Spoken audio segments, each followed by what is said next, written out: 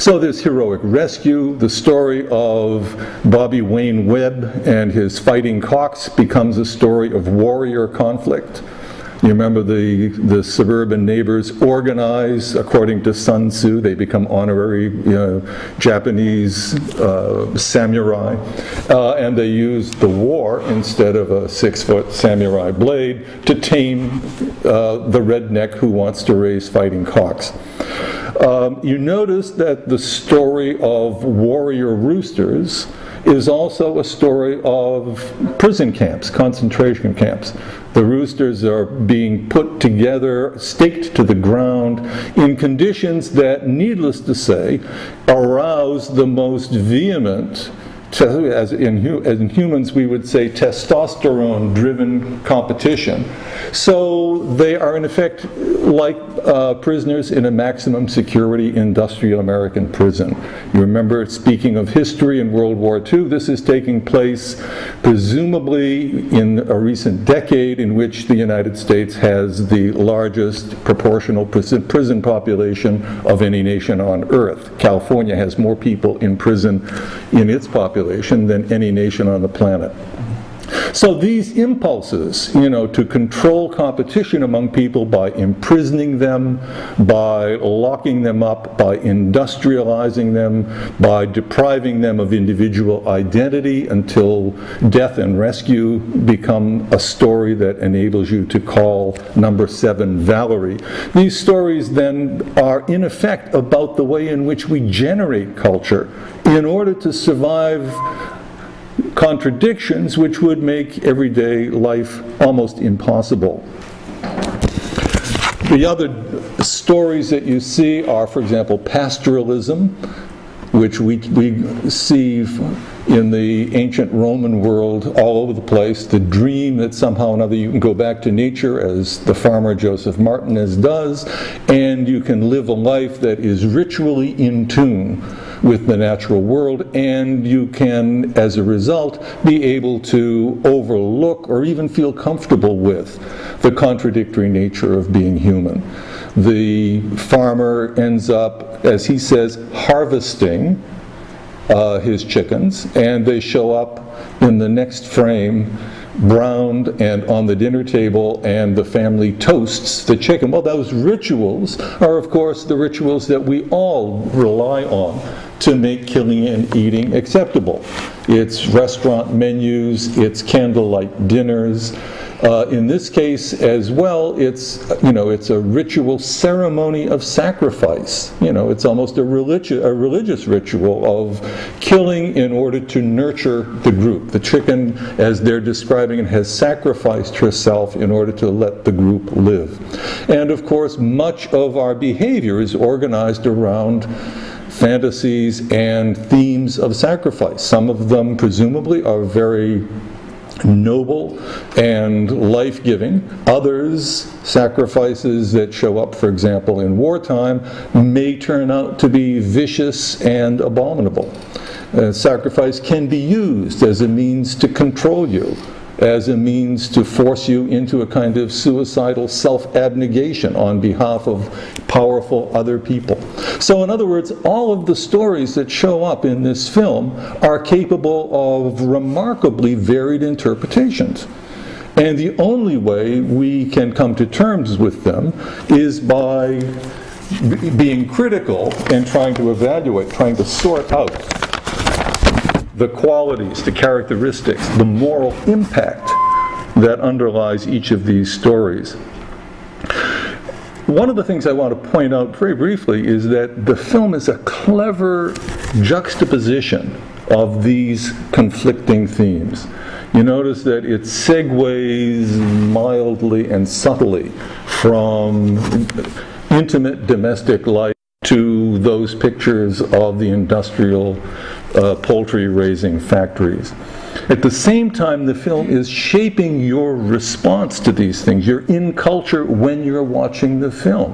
The tone of the film is sort of cheerful, lighthearted, slightly ironical, it's whimsical. It invites you to have the feeling that we have watching television, that nothing is everlastingly serious. that everything is ultimately some kind of lighthearted, productive joke.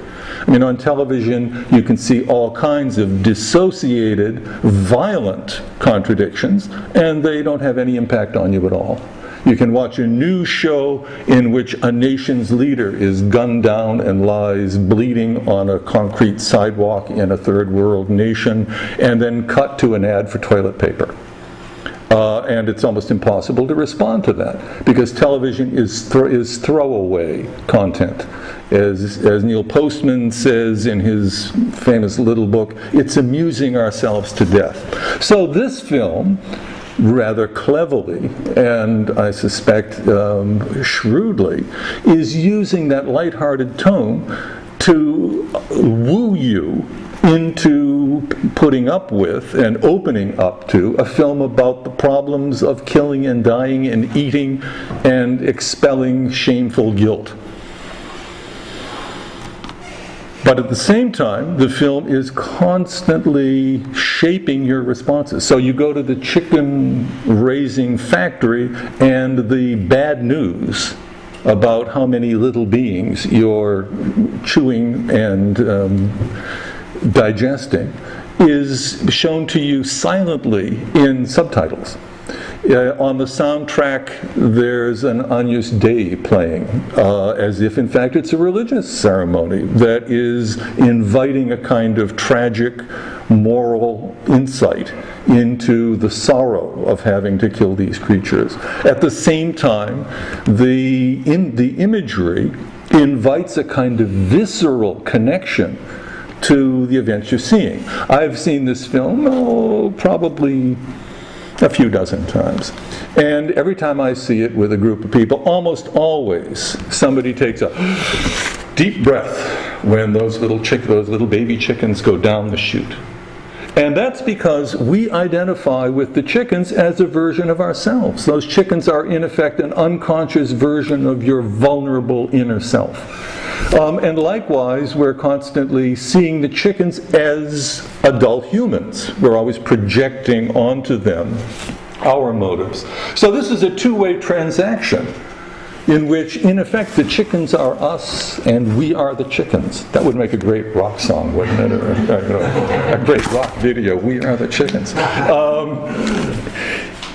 The significance of that, I think, is that we remain unconscious of this identification much of the time. We're not really thinking about how fully interactive we are. And so, for example, it's very charming when we watch Joel Vavra, the apparently farmer, do his rooster imitations, at which, by the way, he is remarkably virtuosic. I mean, I'm always overwhelmed with admiration when I can't imagine why he's not on some primetime television show competing. But you notice, first of all, it shows you that he's as good as a rooster.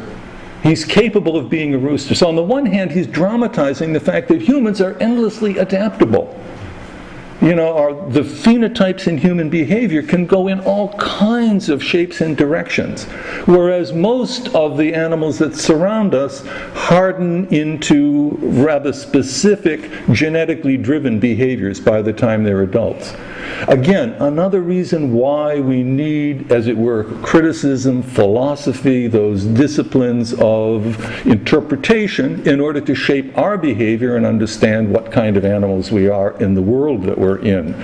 At the same time, that little brief vignette, that little brief clip, if you recall, ends with the camera withdrawing and the rooster man still crowing, getting smaller and smaller. In effect, the camera is silently showing you how utterly mortal and finite and trivial we are in the big universe. I mean, he's still crowing like a rooster saying, I'm here, I exist, I'm alive, notice me, take me seriously, I count. But the camera is telling you that time and space are making you aware of his nothingness. So in this sense, it's reminding you that the hardest job in culture, the hardest job in the strange business of being alive, is finding stories that can keep you enchanted and oriented and healthy when challenged by a world around you that does not make self-evident good sense.